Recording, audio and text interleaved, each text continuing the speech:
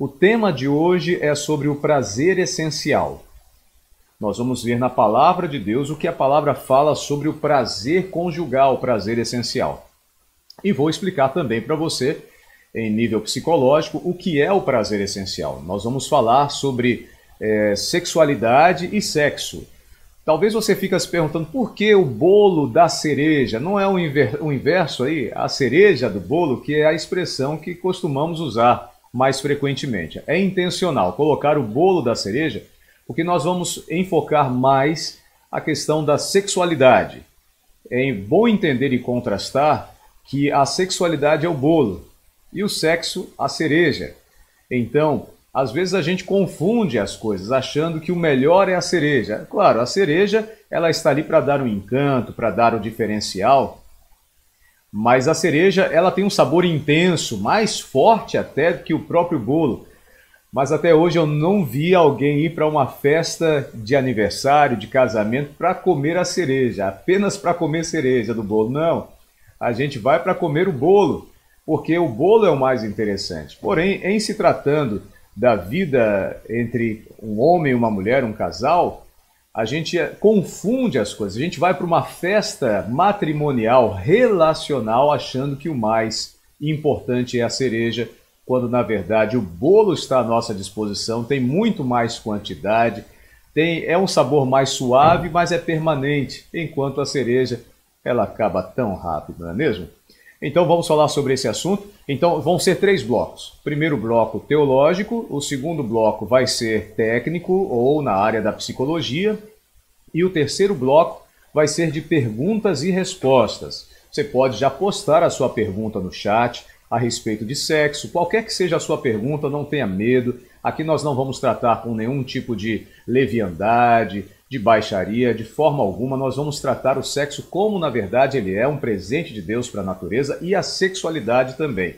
Então você pode fazer a sua pergunta e nós vamos tentar responder. E se eu não conseguir, nós temos as nossas auxiliares que também estarão nos acompanhando hoje, nos ajudando nas respostas também, tá bom? Ou os nossos auxiliares. Vamos lá, vamos começar primeiro com a parte teológica. Eu quero convidar você a abrir a palavra de Deus em Efésios. Efésios, no capítulo 5. Tá bom? Eu vou projetar aqui atrás de mim, para ficar mais fácil para você visualizar, tá? Aqui, chegar um pouquinho para o lado. Não, eu vou mover aqui a minha própria imagem, que aí fica mais fácil. Pronto, vou colocar a imagem aqui um pouquinho para o lado. Legal. Você está vendo aí Efésios capítulo 5, esse é o capítulo que nós vamos trabalhar hoje. Lembrando que nesse capítulo 5, eu vou descer aqui o texto, nós vamos ler a partir do verso 25. Está aqui, o mouse está correndo aqui na tela para te ajudar, tá bom? Capítulo 5, verso 25. Maridos, amem suas mulheres, assim como Cristo amou a igreja e entregou-se a si mesmo por ela, para santificá-la. Aliás, eu estou cometendo aqui uma injustiça, porque a minha intenção é começar pelo verso 22. Verso 22. Mulheres, sujeitem-se a seus maridos como ao Senhor, pois o marido é o cabeça da mulher, como também Cristo é o cabeça da igreja, que é seu corpo, do qual ele é o Salvador. Assim como a igreja está sujeita a Cristo, também as mulheres estejam em tudo sujeitas a seus maridos. Maridos, amem suas mulheres, assim como Cristo amou a igreja e entregou a si mesmo por ela, para santificá-la, tendo-a purificado pelo lavar da água mediante a palavra, e apresentá-la a si mesmo como igreja gloriosa, sem mancha nem ruga ou coisa semelhante, mas santa e inculpável. Da mesma forma, os maridos devem amar suas mulheres como a seus próprios corpos. Quem ama a sua mulher ama a si mesmo. Além do mais, ninguém jamais odiou seu próprio corpo, e antes o alimenta e dele cuida, como também Cristo faz com a igreja, pois somos membros do seu corpo. Por essa razão, o homem deixará pai e mãe e se unirá à sua mulher, e os dois se tornarão uma só carne. Este é um mistério profundo, refiro-me, porém, a Cristo e à Igreja. Portanto, cada um de vocês também ame a sua mulher como a si mesmo, e a mulher trate o marido com todo respeito. Bem, esse texto que nós estamos trabalhando aqui hoje, de Efésios, ele fala sobre relacionamento matrimonial, mas principalmente utilizando o exemplo de Cristo e a Igreja como um referencial do relacionamento que deve ser entre o marido e mulher. Não é o inverso. Às vezes a gente entende que é a partir do relacionamento de marido e mulher que a gente vai entender o relacionamento de Cristo com a Igreja. Não. O relacionamento de Cristo com a Igreja que é esse paradigma para nortear o relacionamento entre um homem e uma mulher. Então vamos dissecar esse texto parte a parte para que a gente possa compreender e trazer maior clareza, porque muitos homens, eles utilizam-se desse texto de Efésios 5 para criar uma certa injustiça às mulheres. Quando a gente lê aqui no verso 22, diz: mulheres, sujeitem-se a seus maridos como ao Senhor. Ou, numa versão mais tradicional, sejam submissas. A ideia que Paulo ele tem aqui, quando a gente entra num contexto para entender a cultura de Paulo, ele está fazendo referência a um costume antigo do relacionamento que existia entre o conquistador e o conquistado. Então, os reis antigos, eles conquistavam cidades, e quando eles conquistavam uma cidade, ele tinha obrigação de promover para aquela cidade, para aquele povoado, a proteção, o beneficiamento. Claro, ele recebia daquela nova população os impostos, ele recebia a subserviência, ele recebia também a colaboração quando acontecia algum tipo de guerra. Então eles eram chamados para participar e defender o reino.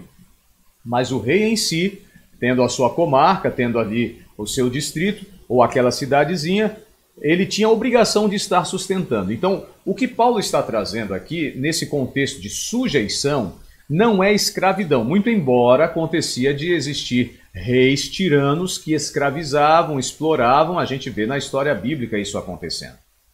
Mas o ideal no relacionamento de conquistador e conquistado é que o conquistado, ele devolve ao conquistador o seu respeito, o seu serviço, porém o conquistador dá ao conquistado a sua cobertura, a sua proteção, o seu beneficiamento. Então, nessa linguagem, nós entendemos que a submissão ou a sujeição das mulheres precisa ser uma resposta ao ato de ser conquistada.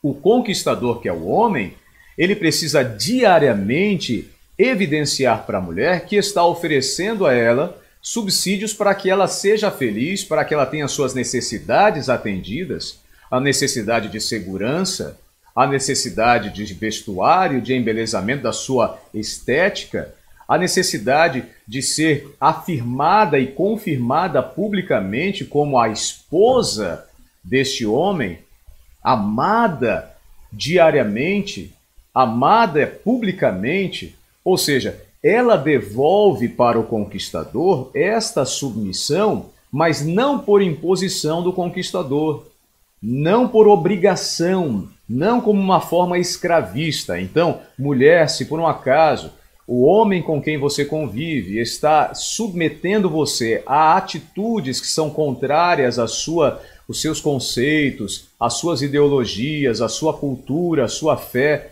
se você não concorda e ele escraviza você, força você a qualquer atitude, então esse não é um conquistador, é um tirano.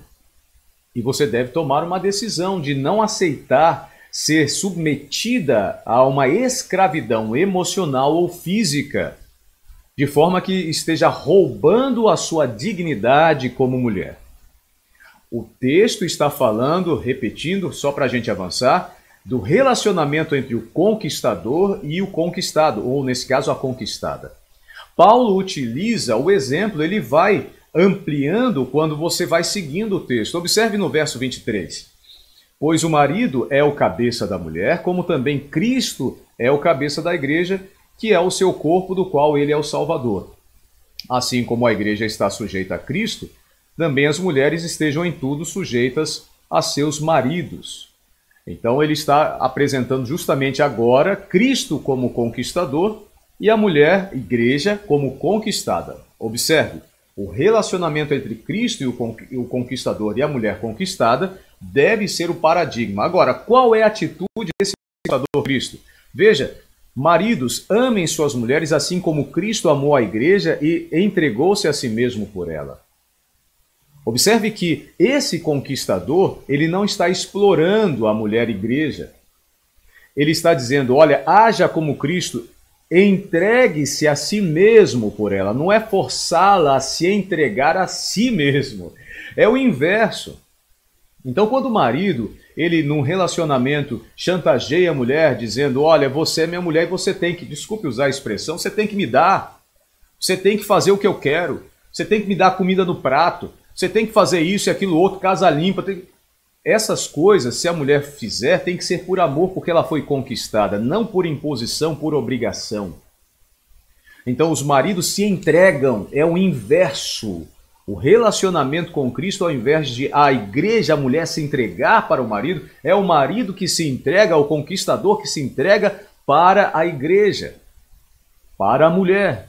Qual o objetivo? Verso 26. Para santificá-la, tendo-a purificado pelo lavar da água mediante a palavra. Essa expressão purificado pelo lavar da água, ela lembra um costume antigo das noivas que, antes de casar, passavam por tipo um spa. Era um banho completo, um embelezamento. Mas aqui Paulo está dizendo que é mediante a palavra. Ele já traz essa figura de linguagem, diz, a igreja tem que ser purificada pela palavra. E a palavra santificá-la quer dizer, no hebraico, muito embora aqui está escrito em grego, mas no hebraico a palavra kadosh, santificar, quer dizer separado, diferente, distinto. O que isso quer dizer? A igreja precisa ser distinta, separada, assim como a esposa precisa ser para o seu marido, a única, a separada, a distinta, aquela que é de grande valor. Santificação aqui, numa linguagem paralela de relacionamento marido e mulher, está fazendo a afirmação de que ela precisa ser a única, diferente de todas, diferente da mãe, diferente da sua irmã, diferente das tias, diferente das amigas. Ela é aquela pessoa que é especial, diferente, única para você, homem. E o seu dever, partindo do princípio do exemplo de Cristo, é ajudá-la a crescer na palavra. Você é o sacerdote. Você é o sacerdote do seu lar. Muito embora alguns lares sejam diferentes, às vezes o ministério sacerdotal recai sobre os ombros da mulher, porque o homem abriu mão dessa responsabilidade. Mas o ideal divino é que o sacerdócio do lar recaia sobre o pai. Ele é o responsável por implantar, tanto na mulher quanto na família, o modelo de fidelidade e também de moralidade. Essa é uma responsabilidade do pai. Mas, mulher, se o marido não está cumprindo a sua função, também não deixe nos ombros de alguém que não cumpre, e aí também a sua família é prejudicada. Assuma o papel de sacerdotisa do seu lar. Mas o ideal é esse, que seja o homem. Bem, no verso 28 diz, da mesma forma, os maridos devem amar suas mulheres, como a seus próprios corpos.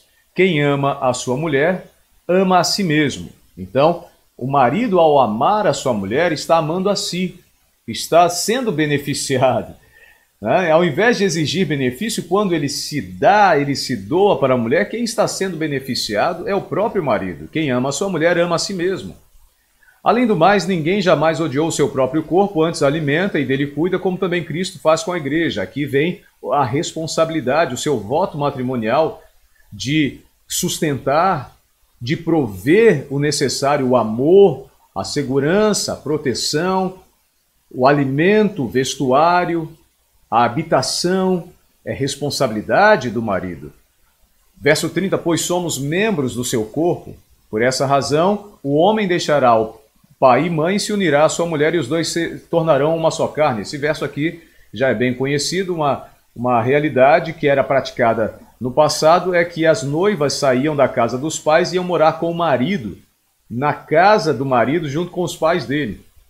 E desde Moisés, Jesus reafirma, Paulo ratifica, ou seja, confirma, dizendo que o certo é o marido sair da casa dos pais, se unir à sua esposa, ou seja, o vínculo de influência de ambos os lados, os pais, precisa ser quebrado. Não é que não possam aconselhar, podem aconselhar, mas não podem emitir juízo de valor. Quando uma filha começa a pedir opinião da mãe para emitir juízo de valor, o que ela deve fazer em relação ao marido, ou vice-versa, o marido com a mãe em relação à esposa, aí começa a haver crises dentro do relacionamento. Os pais precisam tomar cuidado e evitar que pronunciem juízo de valor. Aconselhamento é bem-vindo. O que não pode dizer, filha, faça isso com seu marido, filho, faça isso com sua esposa. Os pais não podem mais realizar esse tipo de aconselhamento danoso, que nem é um aconselhamento, é uma opinião.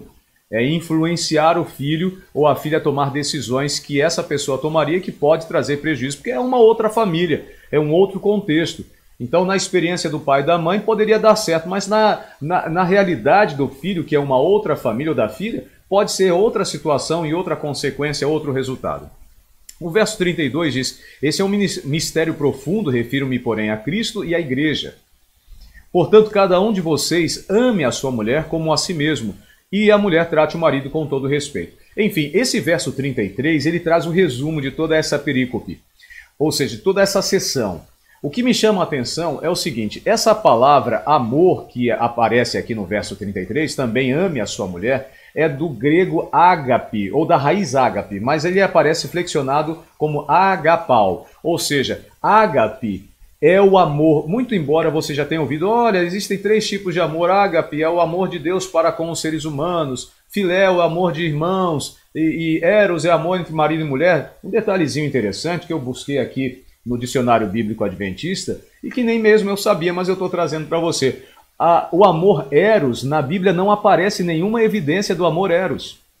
Muito embora aqui no verso 33, você pode ver aqui, ó, né, aqui eu vou apontar, né? Aqui, portanto, cada um de vocês também ame a sua mulher. Era para aparecer nesse verbo aqui, ame, eros, do grego, mas não aparece eros. Aparece agapau. Mas como assim? Eu sempre entendi que agapau era o amor de Deus para com os homens.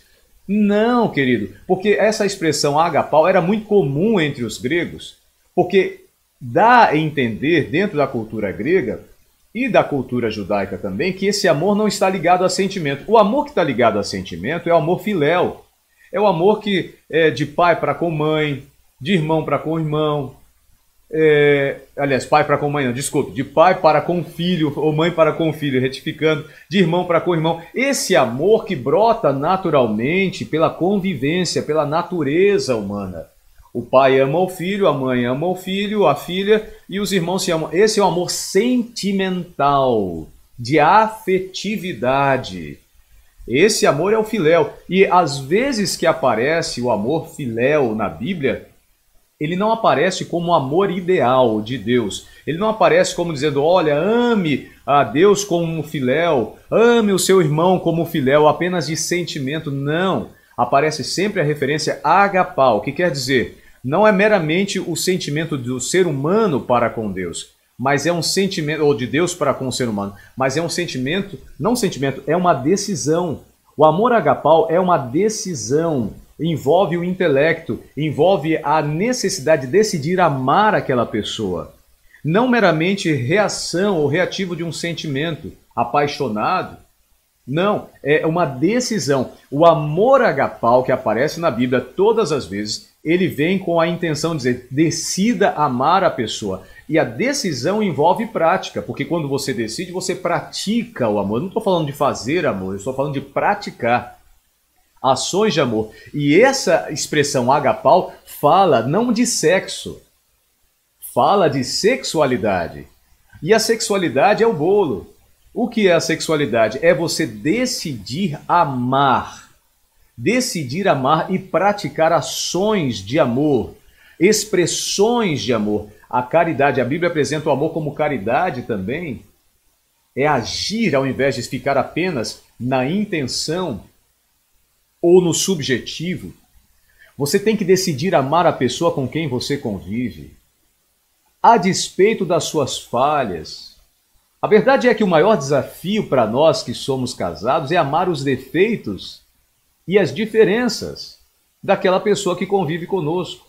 É difícil para você, mulher, amar o seu marido porque ele deixa a roupa jogada, toalha jogada, deixa a louça suja na pia, porque é difícil. Passe a amar o seu marido a si mesmo. Mesmo com esses defeitos, ele tem uma forma de falar, às vezes é rude, às vezes é passivo demais. Ele não age no tempo que você quer. Você quer que ele seja mais dedicado, mais comprometido, mais incisivo. Ame os defeitos. O marido, sua mulher não é do jeito que você gostaria. Às vezes você pode ter criado uma fantasia com base em filmes, né? Você casou com a menininha bonitinha, mas depois do tempo ela foi engordando, ela criou um pneuzinho aqui e acolá. Aí você fica mudando sua opinião. Não, já não amo mais, porque não é da mais. Isso daí não é o amor ágape, não é o amor intelectual, não é o amor que envolve a razão. O amor não é sentimento, o amor não está alojado no coração, o amor está alojado aqui, na sua mente. Você ama quem você quiser, você decide amar, é uma decisão. Quem vive com base no amor sentimental não amadureceu, não tem maturidade emocional. Vive uma adolescência postergada, uma adolescência ainda estendida, e tem gente que mesmo na fase adulta, madura, ainda está vivendo uma adolescência porque tem um conceito equivocado de amor. Então, esse texto traz para nós a verdade sobre a questão do amor. É o amor ágape, que quer dizer decidir amar, a despeito de amar quem a gente quiser amar, praticando bem, fazendo com que a pessoa seja feliz, o conquistador beneficiando o conquistado ou a conquistada. Ok? Deixo essa mensagem para você, que é a nossa parte teológica. Agora nós vamos avançar para a parte técnica. E essa parte técnica, eu quero, a propósito, eu vou já ver aqui se tem alguma pergunta. Bem, parece-me que não tem nenhuma pergunta. Quero sugerir a você que, se você tiver alguma pergunta a fazer, não tenha receio, pode fazer a sua pergunta. Nós estaremos aqui para responder. Pastor, é certo ou errado essa questão? Será que eu posso fazer na minha atividade sexual? É errado isso daqui? Eu estou pecando? Eu não estou pecando? Enfim, você pode fazer a sua pergunta e a gente vai estar respondendo para você aqui. Nessa questão da psicologia, eu quero trazer um conteúdo muito importante para você. E eu acho que vai ajudar você a entender melhor o que é de fato esse bolo que nós estamos falando. A gente valoriza tanto a cereja que acaba esquecendo o bolo. O bolo é a parte mais interessante. Permita-me aqui só abrir um arquivo. Eu pensei que ele estava aqui na ponta da agulha, mas não está. Mas eu vou abrir aqui agora para a gente trabalhar. Pronto, já achei esse arquivo aqui. Veja, eu provavelmente vou estar trazendo para você agora algo que vai escandalizar você, tá? Eu quero te avisar logo que é provavelmente algo que vai deixar você assustado, assustada. Pastor, peraí, você está falando uma tolice, você está falando uma besteira. Não, não é porque isso já é comprovado psicologicamente, cientificamente. A única dificuldade vai ser você aceitar mudar os seus conceitos. Porque quando a gente tem conceitos pré-concebidos, a gente tem algumas resistências para mudar. Então observe, sexualidade é todo o envolvimento emocional. Inclusive no card que eu mandei para você, eu falei de prazer essencial. Porque quando a gente fala de sexualidade, a gente associa logo a sexo, ato, a prática, a cereja. Mas a sexualidade, ela precisa ser entendida como prazer essencial. O que seria prazer essencial? Um prazer que pode ser experimentado e vivido até mesmo sem a prática do sexo. Ou seja, a prática do sexo, ele seria a cereja, ele é mais intenso. E a gente ainda vai falar nos próximos encontros sobre a prática do sexo. Mas agora eu quero me ater à sexualidade. A prática do sexo, essa cerejinha que você está vendo aqui representada de forma metafórica, é tão pequenininha, olha, tão pequenininha, tão breve, o sabor é intenso, né? O sexo tem o prazer intenso, mas é tão pequenininho e fugaz. Você não passa o dia inteiro comendo cereja. Passa, é claro que não. Porque é muito intenso, para quem já comeu cereja sabe, da próxima vez que você comer uma cereja, você vai ver como é forte o sabor da cereja. É agradável, é doce, mas você não passa o dia inteiro comendo cereja. Porém, o bolo, não é porque é a quantidade, mas você pode comer o bolo o dia inteiro. Claro, se você viver só de bolo, né? Agora falando de uma forma de saúde, você pode ter problemas. Mas o que eu estou dizendo aqui é que o bolo você pode colocar ali na sua geladeira e vai cortando um pedacinho, né? Vai comendo um pouquinho, come outro pouquinho, come daqui a pouco, vai comendo. E assim você tem a satisfação de poder estar experimentando o bolo com mais tempo, com muito mais tranquilidade. E saborear muito melhor o bolo. Então essa é a sexualidade. A sexualidade, ela é muito mais prazerosa, ela é essencial. Mas o que eu vou dizer para você pode chocar. A sexualidade, ela pode ser vivenciada, aliás, dentro das faixas etárias, das fases da vida humana, a sexualidade, ela se manifesta em todas as fases da vida humana. Desde o momento que o bebezinho nasce, até o momento que ele se torna adulto, nós somos seres sexuados.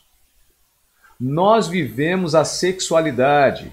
Quando eu falar de sexualidade, eu quero que você associe a prazer essencial. Não estou falando de sexo. O sexo é apenas uma das ferramentas da sexualidade.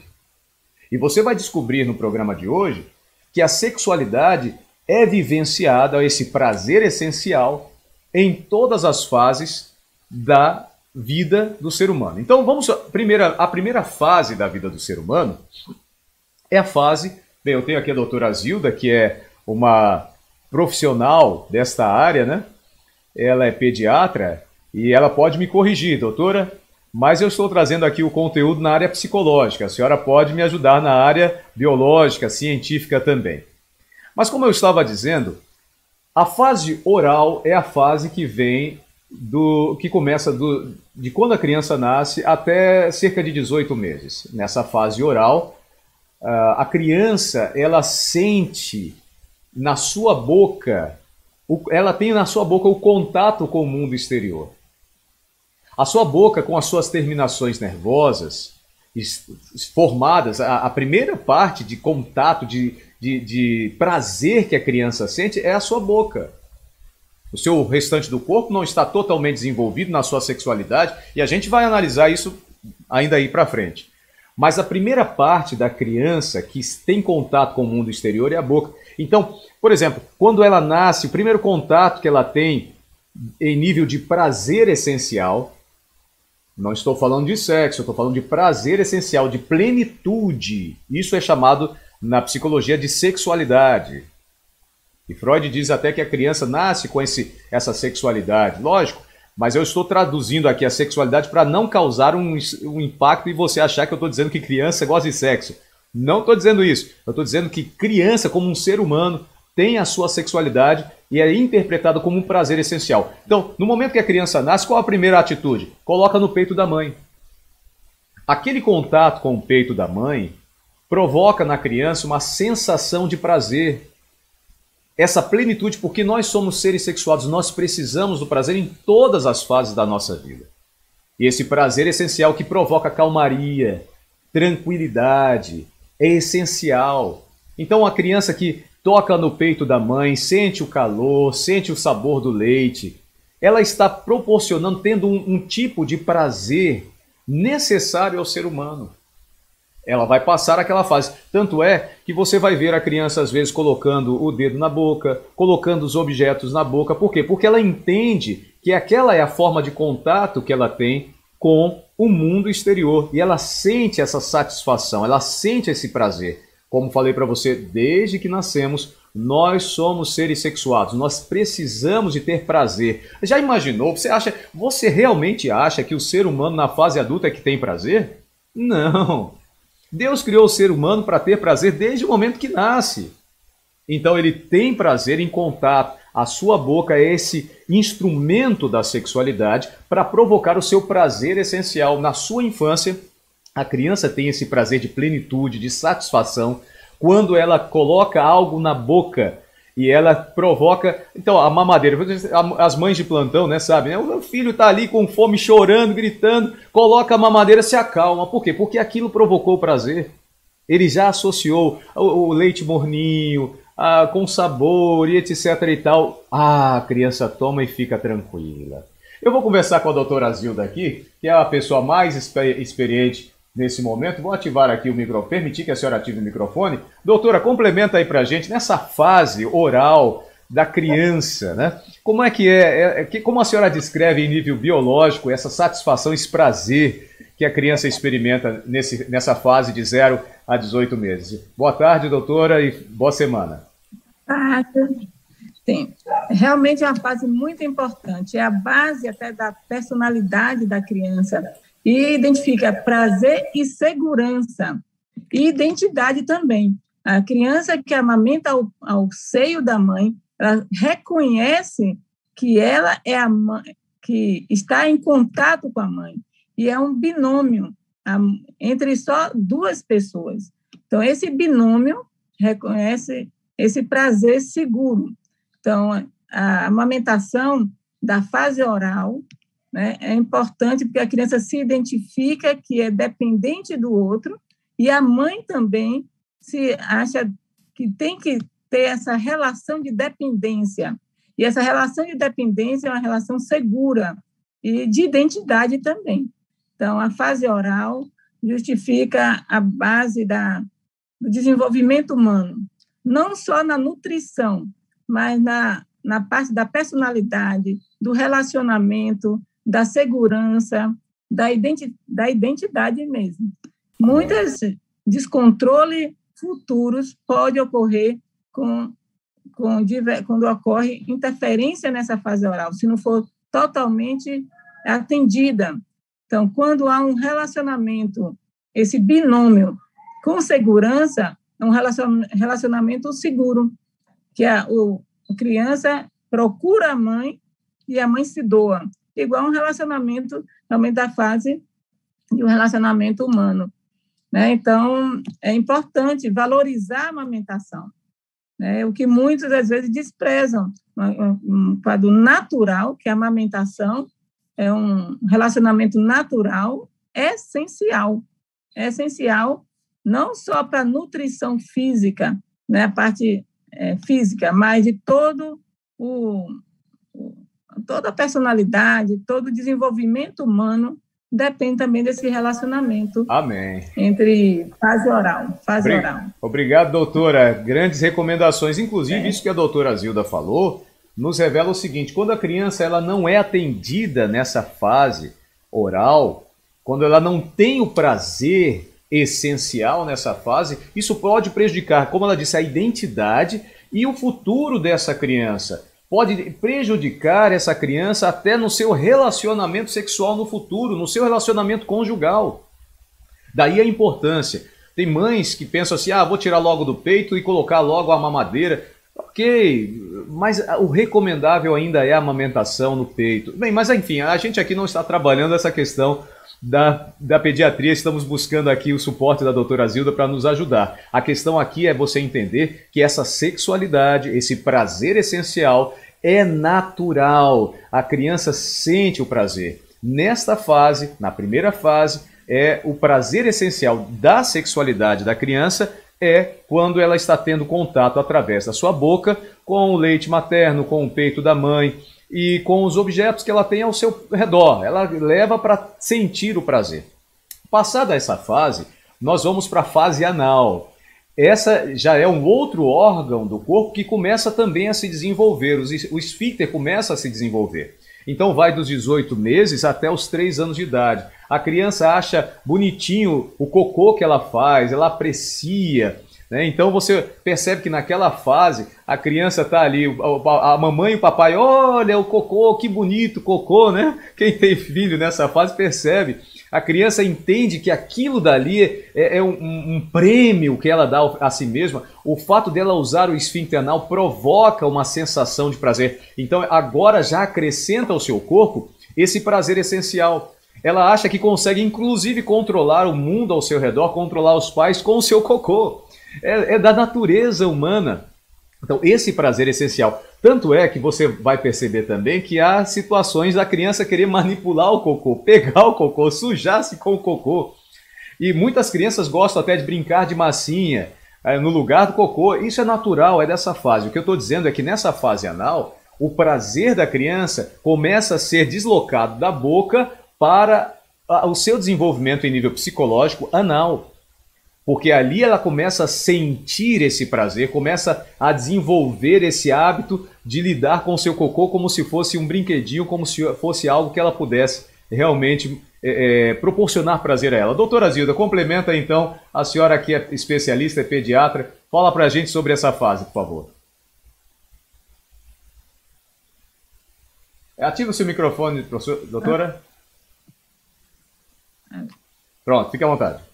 Então, é importante passar por essa fase, da fase oral para a fase anal, né, que ocorre entre 2 anos até 3, 4 anos, e é importante a mãe passar com essa fase da orientação, né, e falar de uma maneira bem tranquila, como deve ser a fase higiênica também, uma fase de higiene, porque em algumas alterações, pode fazer dessa fase uma fase reprimida. E muitos acontecem ter constipação intestinal, fase de irritabilidade, se não for bem conduzida. Então, essa fase, essa transição entre a fase oral e a fase anal, as mães têm que saber conduzir de uma maneira assim, tranquila, de orientação, que a criança já fica atenta aos objetos ao redor. Não só botar na boca, mas já de reconhecer e saber lidar com a higiene.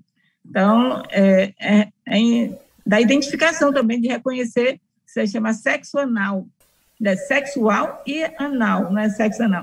É sexual. Ele reconhece a região sexual, né? Começa a ver a higiene da região das gônadas e também da região anal. São interligados. Essa fase desenvolve entre 2 a 4 anos.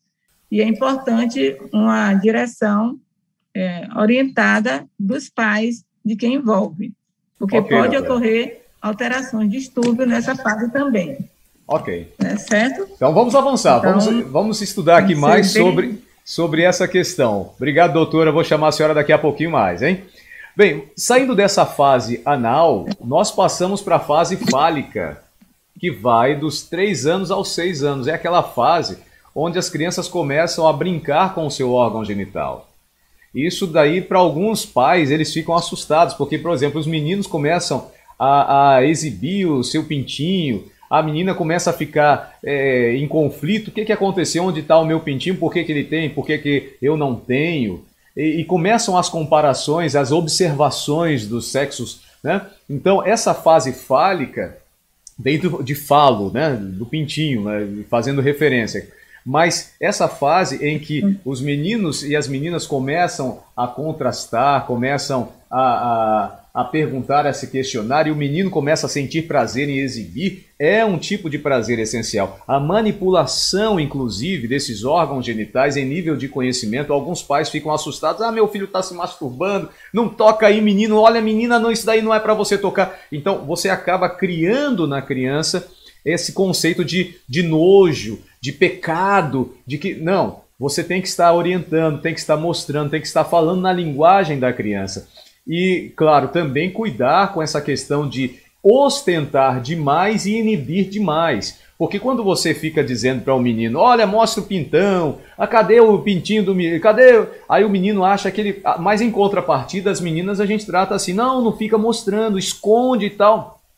Isso cria na mente da menina e do menino uma distinção muito grande.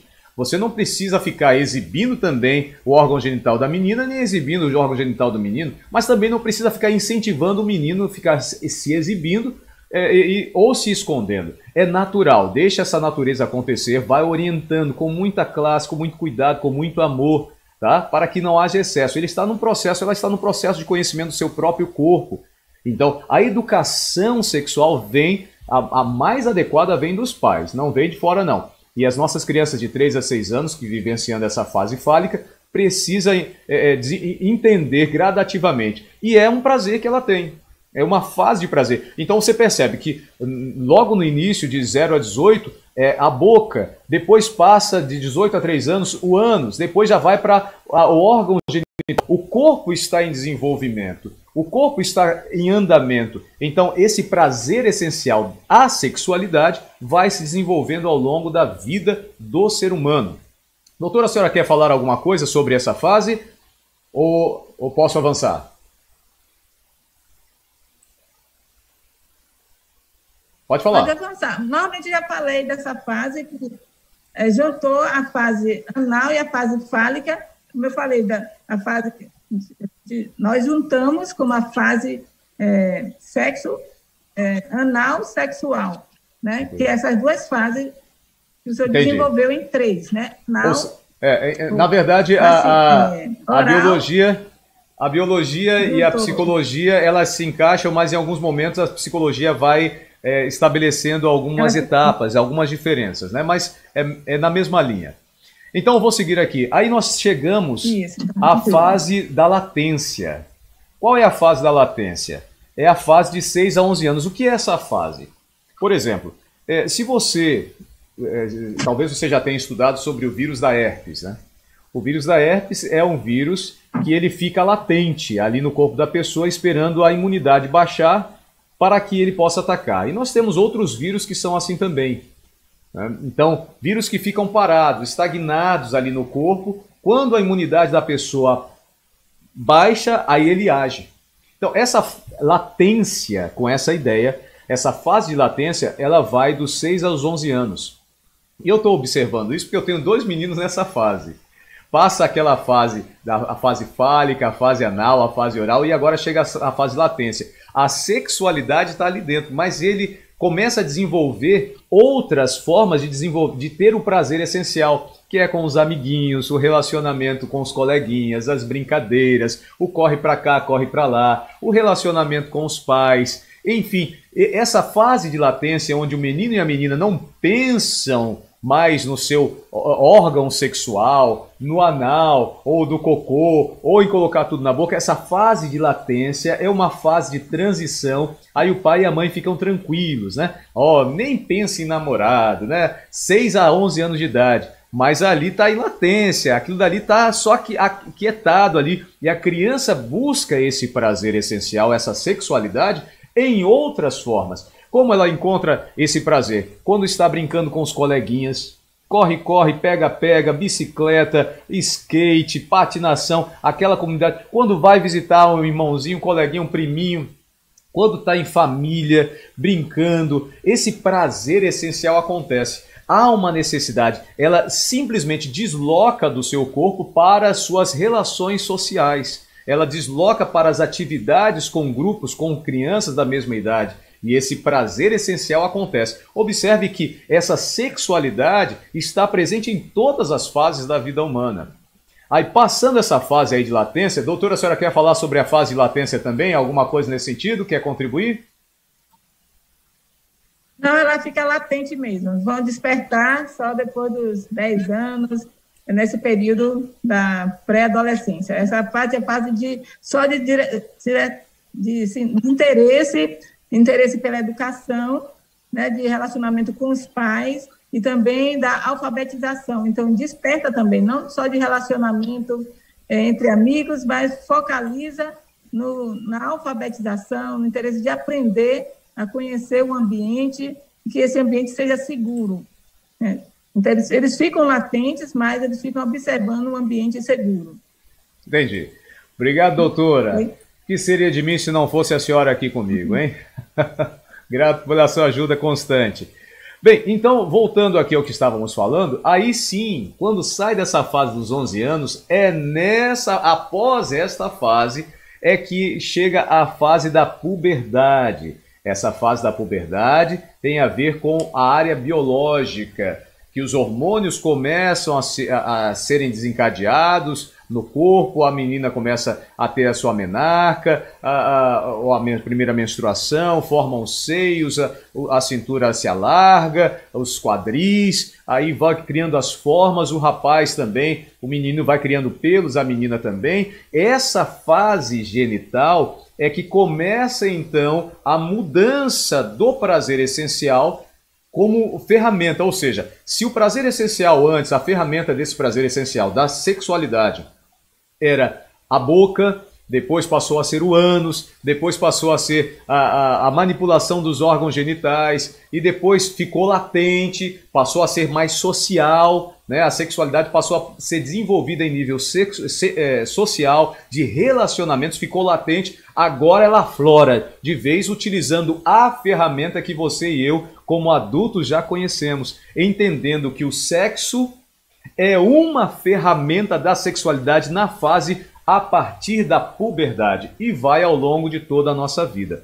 Daí você começa a perceber que nessa fase genital, as meninas começam a sentir interesse pelos meninos, já falando de namorado, aqueles meninos que antes, né, na fase de latência, meninas pra lá, meninos pra cá, eu odeio meninas, eu não gosto de meninos. Agora essa atração começa a acontecer. Aquela ojeriza que antes ocorria não existe mais. Eles começam a sentir a aproximação, começam a se apaixonar, começam a sentir esse interesse. A beleza da vida começa a surgir.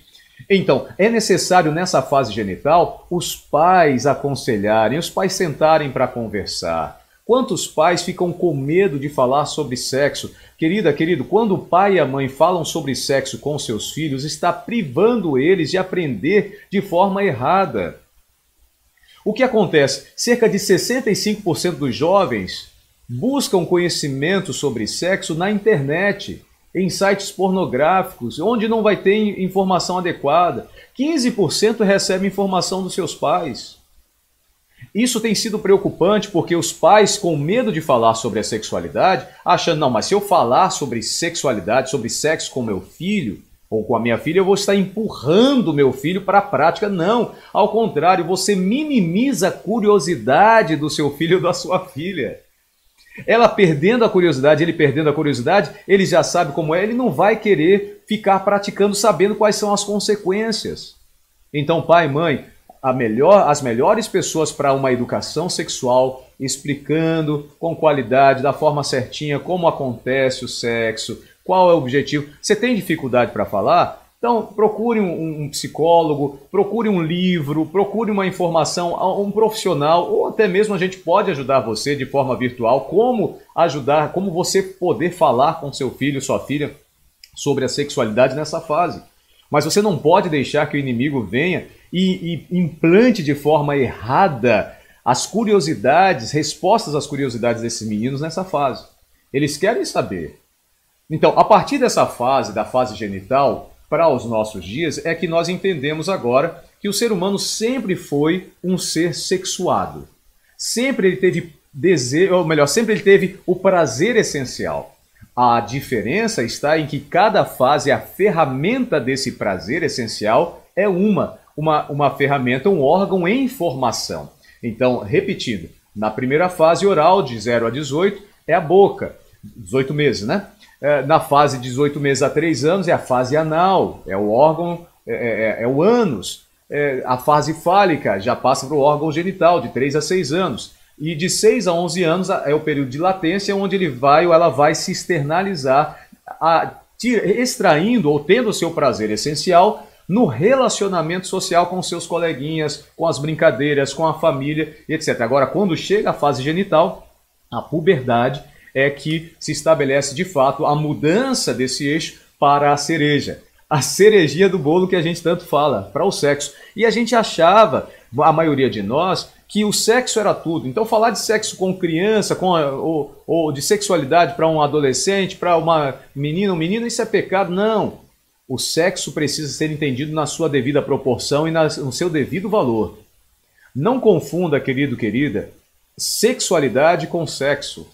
O sexo é só sexo-ação, a junção de dois corpos, a introdução do pênis na vagina é só uma ferramenta da sexualidade, do bolo. É uma ferramenta, é uma complementação. Mas em cada fase da vida humana, esse prazer essencial existe. Agora, o que eu quero dizer com isso?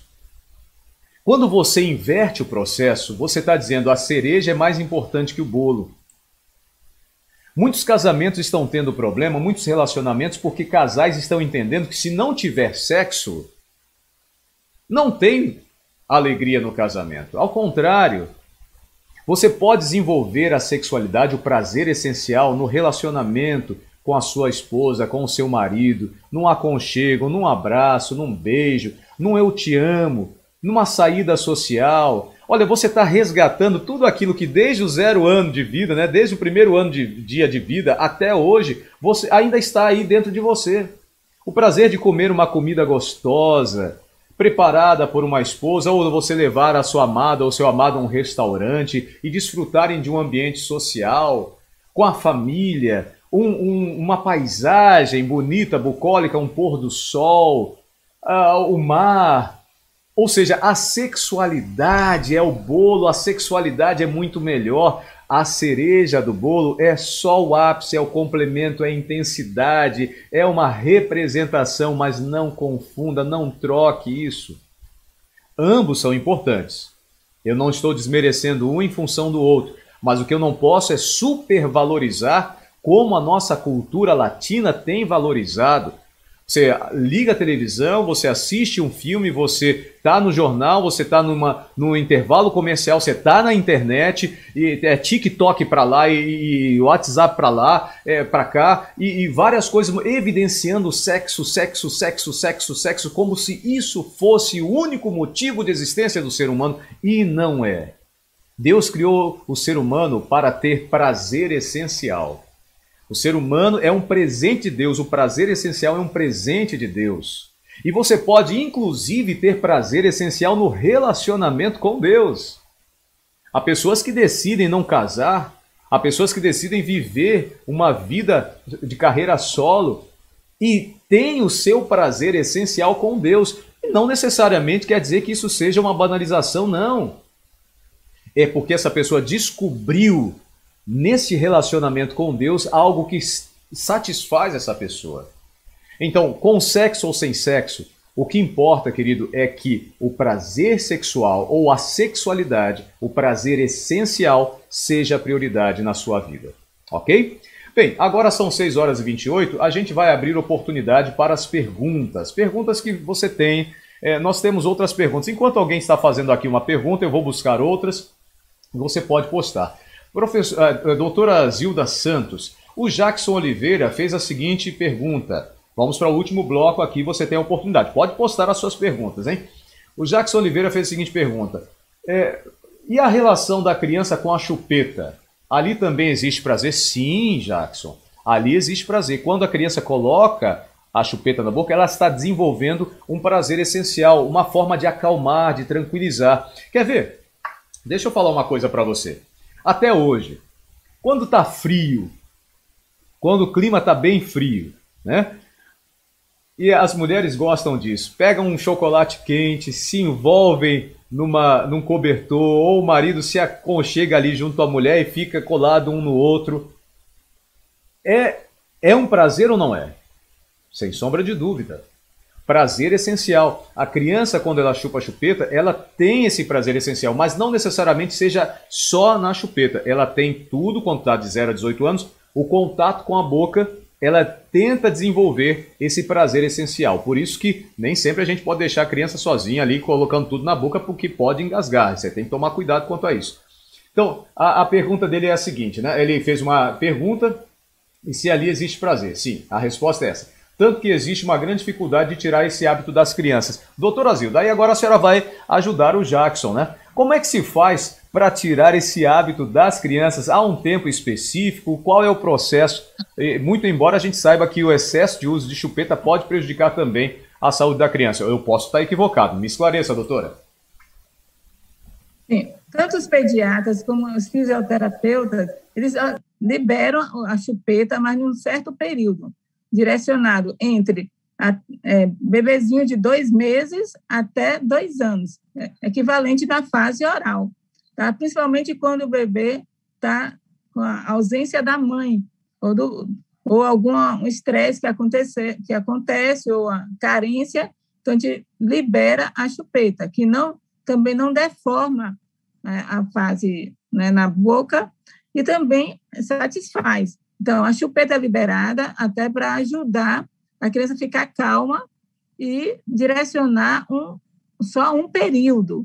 Não pode ultrapassar muito, tá? Além para não atrapalhar essa fase, né, oral, ultrapassar depois de 2 anos, para não interferir na fase anal, e também para não ficar esse vício que interfere muito quando for na fase da retirada. Tá? Então, é liberada a chupeta a partir de 2 meses até 2 anos. A partir de 2 anos, tem dificuldade na retirada e interfere tanto na parte da arcada dentária, da deglutição, como também na parte do relacionamento, né, da criança com as pessoas que os envolvem, não só com a mãe. Tá? Então, é importante saber a retirada. Então, tem o seu tempo certo.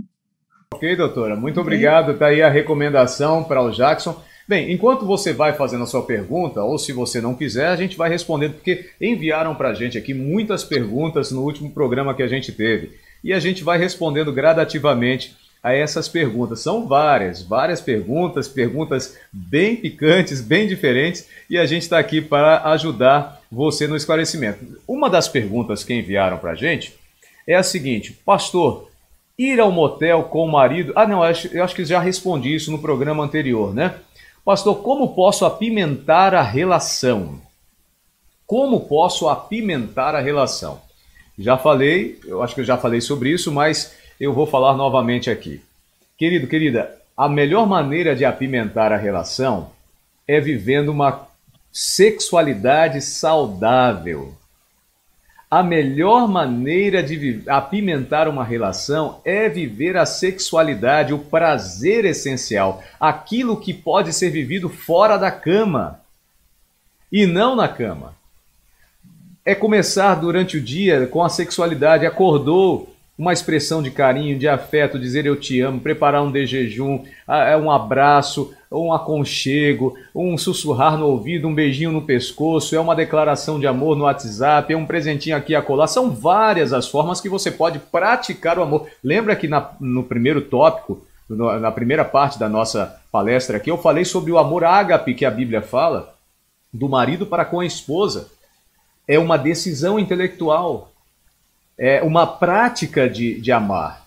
Você não simplesmente sente, você decide amar. Então, a melhor maneira de apimentar a relação é vivendo uma sexualidade plena, satisfatória ao longo do dia.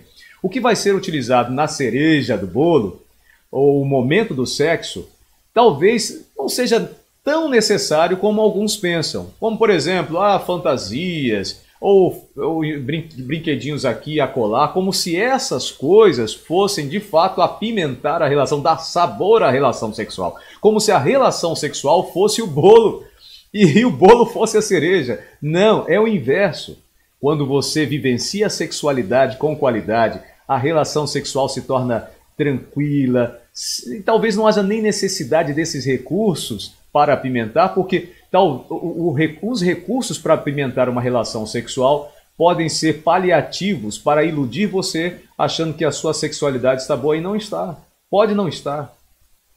A sexualidade é que apimenta a relação sexual, a boa sexualidade, né? Pastor, ter relação sexual menstruada é pecado? Eita, mundão, aqui eu vou pedir o socorro da doutora Zilda. Né? Doutora Zilda, se a senhora ainda estiver por aí, fechou o vídeo, mas assim que a senhora puder, me fala, né?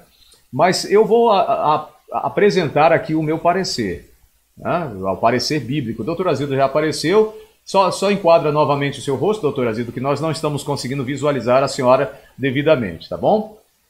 Pronto. Doutor Azildo, a pergunta aqui, eu quero que a senhora me ajude. Ter relação sexual menstruada de uma forma biológica. Vamos apresentar primeiro a biologia e depois eu vou falar sobre a questão de ser pecado ou não. Na sua opinião, biologicamente, é ruim, é problemático? Como é que a senhora vê essa situação? Normalmente, quando tem o sangue envolvido, é um humor que pode irritar a região. Então, e pode transmitir doenças.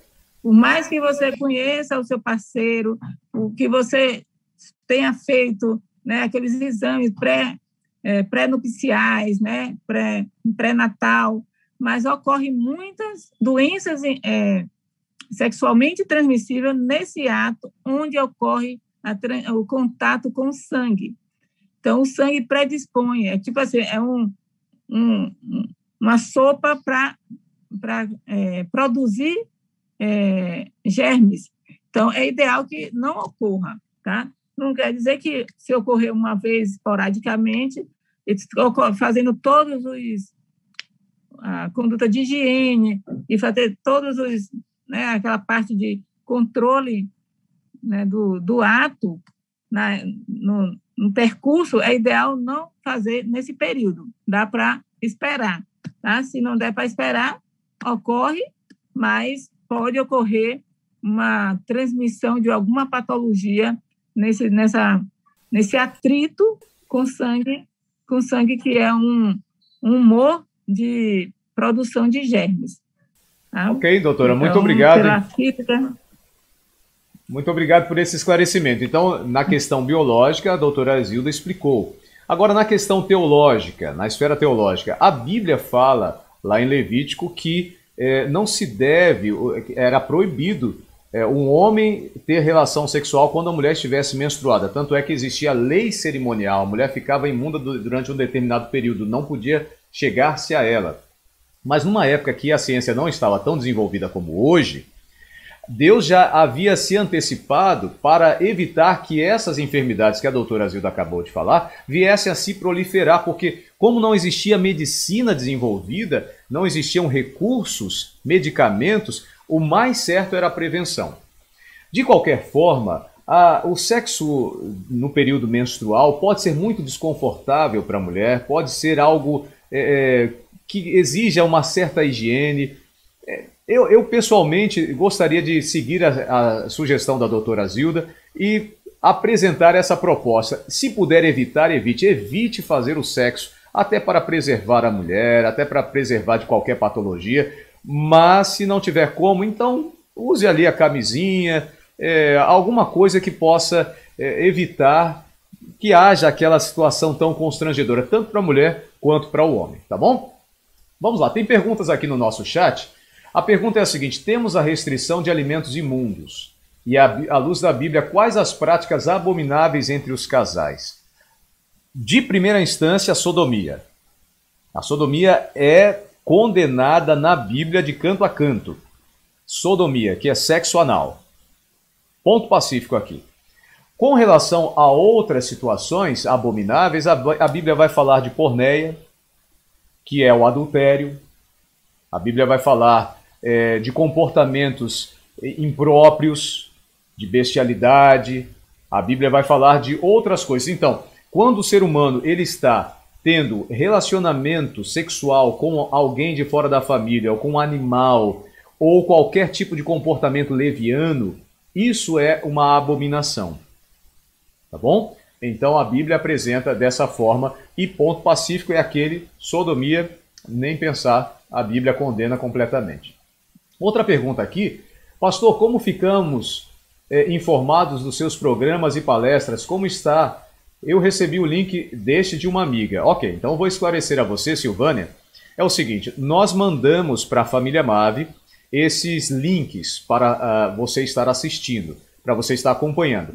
Como é um programa voltado apenas para casais, a gente mantém dentro de uma reunião fechada aqui no Zoom. A gente não transmite para o YouTube ao vivo. Depois a gente, se tiver que fazer algum corte, alguma edição, a gente faz e envia para o YouTube.